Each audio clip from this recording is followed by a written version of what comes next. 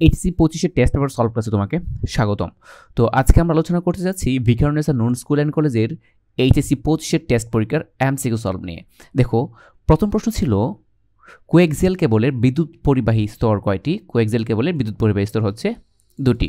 ওকে, দ্বিতীয় কোয়েশ্চেন, নিচে চিত্রটি কোন মোড নির্দিষ্ট করে? তো মোডের ক্ষেত্রে আমরা জানি যদি সোর্স থেকে রিসিভার সবার সাথে ডিরেক্ট কানেকশন থাকে তাহলে এটা অবশ্যই ব্রডকাস্ট, তার মানে এটা অ্যান্সার কি ঠিক আছে। ওকে, তারপর দেখো ম্যাশ টপোলজিতে 14টি নোডের জন্য মোট তারের সংখ্যা কত?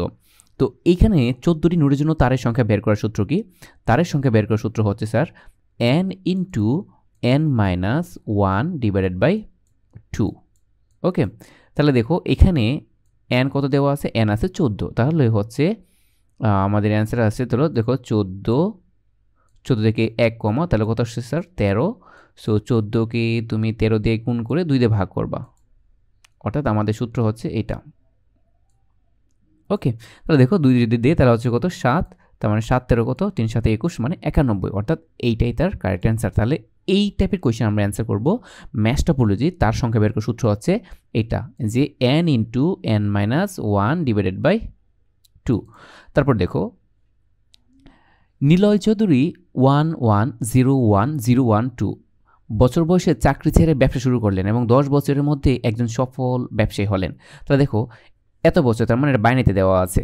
তাহলে বাইনাতে যদি দেওয়া থাকে তাহলে আমরা যে কাজটা করতে পারি, অপশনে সবগুলো অক্টালে অথবা হেক্সাডেসিমালে দেওয়া আছে। ওকে, থাকুক। তারপর দেখো চাকরি ছেড়ে ব্যবসা শুরু করলেন এবং 10 বছরের মধ্যে একজন সফল ব্যবসায়ী হলেন।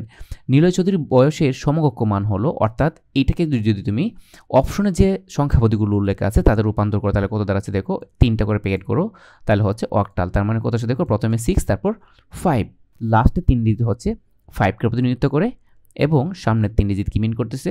6, তার মানে 6 5 হচ্ছে অক্টালে। হ্যাঁ, অ্যান্সার আছে অলরেডি, এটা ম্যাচ করলো। ওকে, তিনি কত বছর বয়সে সফল ব্যবসায়ী হলেন? তাহলে দেখো কত বছর বয়সে, প্রথমত হচ্ছে উনি এই যে বাইনারি সংখ্যাটা দেওয়া আছে, বাইনারি সংখ্যা হচ্ছে স্যার 1101101, এত বছর বয়সে ব্যবসা শুরু করেন এবং 10 বছর, এটা আছে ডেসিমালে।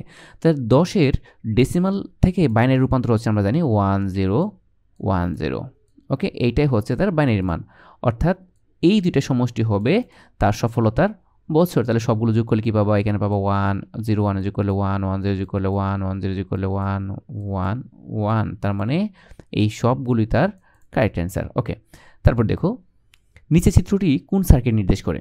আমরা জানি এনকোডার এবং ডিকোডারের ক্ষেত্রে সূত্র হচ্ছে, এনকোডারের সূত্র হচ্ছে টু দ্য পাওয়ার n/n, তার মানে এটা হচ্ছে কি একটা এনকোডার। ওকে, তারপর দেখো বায়ো ইনফরমেটিক্সের সাথে জড়িত জীববিদ্যা, হ্যাঁ অবশ্যই জড়িত। পরিসংখ্যান অবশ্যই, কম্পিউটার বিজ্ঞান কি অবশ্যই জড়িত, তার মানে অ্যান্সার সবগুলি তার কারেক্ট। ঠিক আছে, রোবোটিক্স কি? রোবোটিক্স কি প্রোগ্রাম নিয়ন্ত্রিত যন্ত্র? নো, রোবোটিক্স হচ্ছে আসলে বিজ্ঞানের একটি শাখা। রোবট হচ্ছে প্রোগ্রাম নিয়ন্ত্রিত একটা যন্ত্র বা যন্ত্র মানব। ওকে, এটা হচ্ছে রোবোটিক্স, হচ্ছে বিজ্ঞানের একটি শাখা। আমরা কিন্তু প্রায়শই রোবট এবং রোবোটিক্সের মধ্যে ভুল করে ফেলি। 9 নম্বর কোয়েশ্চেন ছিল যে ভার্চুয়াল রিয়েলিটির গুরুত্বপূর্ণ বিষয় হলো স্পর্শ, মস্তিষ্ক, টেলিপ্রেজেন্স। ভার্চুয়ালিটির গুরুত্বপূর্ণ বিষয় হচ্ছে সবগুলোই। ওকে, তারপর দেখো কোন ওয়েবসাইট কাঠামোতে যে কোনো পেজ থেকে সরাসরি হোম পেজে যাওয়া যায়, অর্থাৎ নেটওয়ার্ক। অর্থাৎ কোনো ওয়েবসাইটের কাঠামোতে যে কোনো পেজ থেকে সরাসরি হোম পেজে যাওয়া যাবে লিঙ্ক বা নেটওয়ার্ক ওয়েব কাঠামোতে। ওকে, লিঙ্ক ওয়েব কাঠামোতে সবার সাথে সবার ডিরেক্ট কানেকশন থাকে এবং তুমি চাইলে যে কোনো পেজ থেকে হোম পেজে যেতে পারবা। তারপর দেখো উদ্দীপকটি পড়ো এবং 11-12 নম্বর প্রশ্ন উত্তর দাও। মিহির একটি ওয়েবসাইট তৈরি করে তাতে তার ব্যক্তিগত তথ্যের সাথে প্রয়োজনীয় ছবি যুক্ত করলো। মিহির কাজকে বলা হয় ওয়েব ডিজাইন। মিহিরের কাজকে বলা হচ্ছে ওয়েব ডিজাইন। মিহিরের শেষের কাজের জন্য প্রয়োজনীয় ট্যাগ হচ্ছে, আমরা জানি ছবিযুক্ত করা ট্যাগ হচ্ছে ইমেজ। তার পরবর্তী কোয়েশ্চেন, কোনটি সম্পর্কযুক্ত অপারেটর? মানে রিলেশনাল অপারেটর কোনটা? রিলেশন হচ্ছে greater than or equal. Format specifier হলো %c for character, %d for decimal, %lf long ফ্লট। ওকে, তার মানে লং ডাবল। সো এখানে হচ্ছে সবগুলি তার কারেক্ট অ্যান্সার। তারপর দেখো সি প্রোগ্রামে একটি স্ট্রিং রিড করতে নিচে, অর্থাৎ স্ট্রিং যদি আমি ইনপুট নিতে চাই তাহলে লাগবে কি গেট স্ট্রিং। গেট মানে গেটস হচ্ছে গেট স্ট্রিং। তারপর দেখো main long int n m. Okay, scan %, এখানে হচ্ছে একটা ভুল আছে, হয়তো বা এখানে ডাবল % হয়ে গেছে, টাইপিং এরর হতে পারে। এন অর্থাৎ ইউজার যে মানটা দিবে এন, এটা কি স্ক্যান করবে ডেসিমালে, এম এসকিউআরটি এম। তাহলে দেখো এখানে কিন্তু হেডার ফাইল উল্লেখ করা নেই, হচ্ছে এম। এই এসকিউআরটি একটা ম্যাথের লাইব্রেরি ফাংশন। এসকিউআরটি যদি আমাকে ইউজ করতে হয় তাহলে অবশ্যই math.h ডিক্লেয়ার করতে হবে। স্ক্যানে, প্রিন্টএফ এইগুলোর জন্য আমাদের অবশ্যই stdio.h হেডার ফাইল ইউজ করতে হয়। এখন প্রোগ্রামটির জন্য আবশ্যকীয় হেডার ফাইল হচ্ছে অবশ্যই stdio লাগবে, কেন? কারণ আমি স্ক্যানে ইউজ করেছি। আর তারপর কি এসকিউআরটি, যেহেতু আমাদের রুট একটা ফাংশন, এটা কার ফাংশন? ম্যাথের ফাংশন, তাহলে অ্যান্সার হচ্ছে কি 1 এবং 3 তার কারেক্ট অ্যান্সার। তারপর দেখো আমি যদি 25 নাম্বার দিকে একটু নজর দিই, আমি এই দিক থেকে সলভ করি।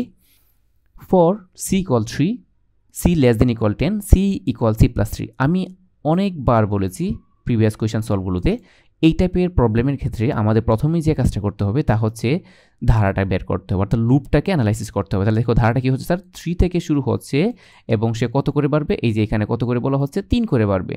তার মানে 3, তারপর হবে স্যার 6, আমরা যদি দেখাই 3 6, তারপর আসবে কত? 9। তার মানে এই 3টা মান আসছে 3 6 9। এখন দেখো এই 3টা প্রিন্ট এবিসি, মানে 3বার এই লুপের ভেতরে সে ঘুরবে, 3বার সে এটার ভেতর ঢুকতে পারবে। এখন 3বার ঢুকলে কি প্রিন্ট এবিসি ইফ c = 6, তার মানে 3 আসবে, সে প্রিন্ট করে ফেলবে, 3-এর জন্য সে প্রিন্ট করবে।